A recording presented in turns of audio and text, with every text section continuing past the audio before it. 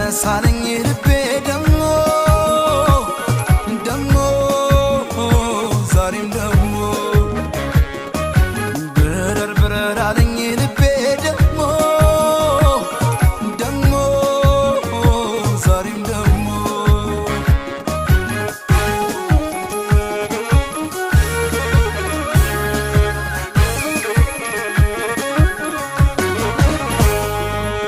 ተናገር ይሉኛል ምን ሆነሃል ሰሞኑን ወድብሶኝ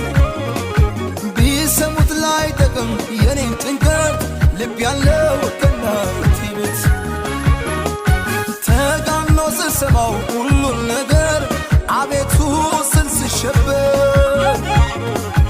አልመጣ እንደወጣው ሁሉን ትቼ አሳምነው